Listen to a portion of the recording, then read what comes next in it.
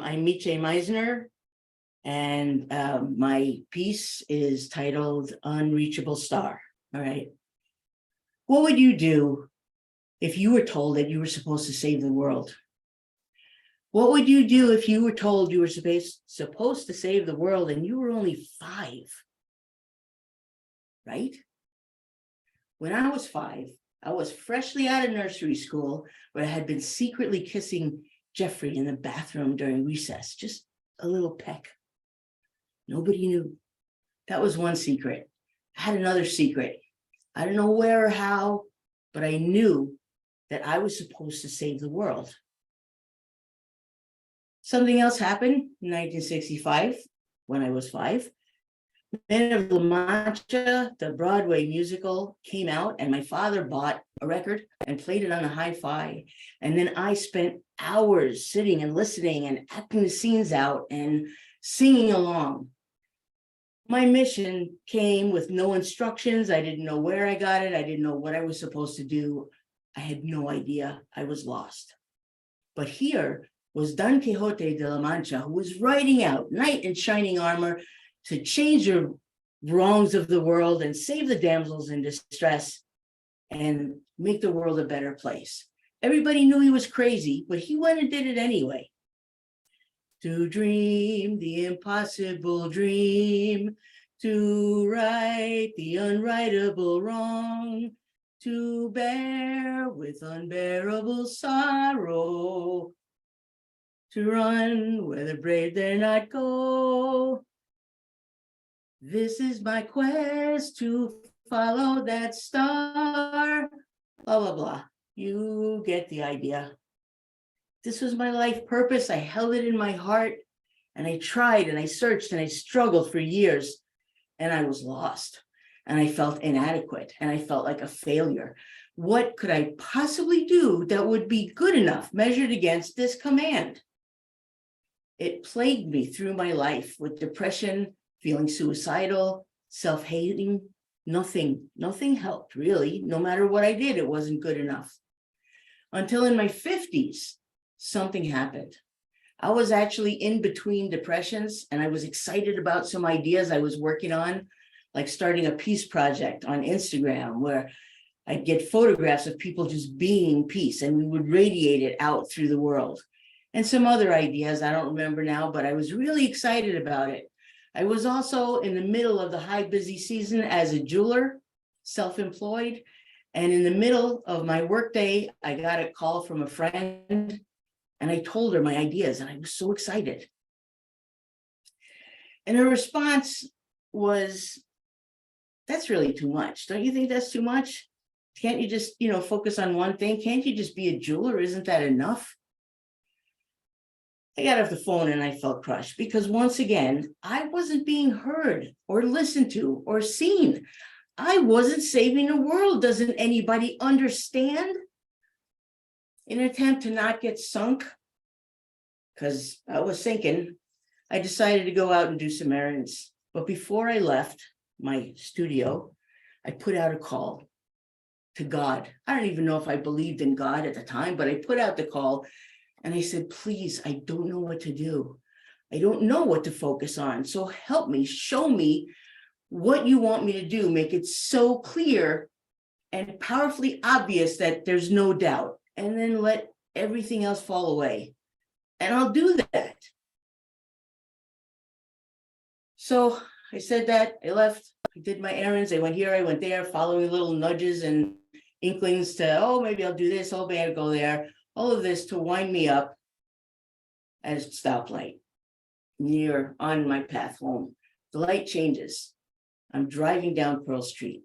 I'm listening to one of my mentors on an audiobook, and he's saying, sometimes you just have to surrender to grace and allow things to unfold. The light changes, and I just drive down the street on Pearl, and there's an overpass, and I happen to look up, and I see that there's a girl standing on the wrong side of the wall on the overpass. I pull my truck over to the side of the road, and I jump out and I run across, and I'm standing under the overpass saying, "What's going on? What is happening? Why Why? Tell me what is happening that brought you here. What are you doing? And she told me. She said that she'd been raped and she had bulimia, and her parents threw her out of the house and she just couldn't take it anymore. She had just had it. She was done. And I looked up and I said, I don't know exactly what you're going through. I haven't had those things happen to me, but I can tell you that I spent most of my life wishing I wasn't here. And it has gotten better, and I have gotten through, and there are other reasons to stay, and there are other options, and this is not your fault.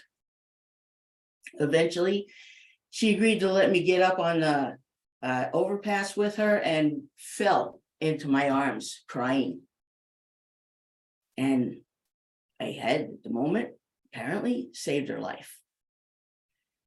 So that was 10 years ago. And I like to think, I don't know what happened to her. A couple of police officers came and took her off and hopefully got her some help. But I'd like to think that she's maybe on a stage somewhere and she's been telling people that you can get through the really hard stuff. You can survive. It can be okay. And maybe telling other people how one day somebody helped her save herself. I remember after she was, off the walking off the bridge myself, my legs were shaking, my whole body was trembling with adrenaline and fear and the amazement of what had just happened. I had just helped this woman choose life in that moment, a blessing of an outcome for her. But for me, there was a whole different gift happening. What it meant for me was that somehow putting out a call to God, to the universe, to angels, actually worked. And all those little nudges and inklings and gut feelings that I followed to get me from here to there to the other got me to that place right at the moment, right at the time that I needed to be there. And I got to be the non-bullshit, compassionate, listening, caring adult that I needed when I was that kid, when I was that one wishing that I wasn't here and wanting to take my life. And it showed me that beyond a shadow of a doubt, I was already exactly enough. I was the one that God called in to help this young woman, and I didn't need to be anything else. So what if my job was simply to be me after all these years of trying to be someone else, not knowing who that should be or could be or would be? What if I just had to be me? And that unreachable star, not out there in the sky somewhere, it's the tiny bright pilot light that lives right here in the center of my chest, in the center of your chest. My mission is to be proud and accepting and inclusive, including myself in my own life, instead of trying to go be somebody else. I've actually been helping other people all my life to see their beauty and their strength and their wisdom, even while they were cursing themselves to be something else. I just couldn't do it for myself. So that's what I do now. I be. My life song is different now. This little light of mine, I'm gonna let it shine. This little light of mine, I'm gonna let it shine. I figured out that self-love is our greatest superpower. And with that, we really can change the world. Thank you.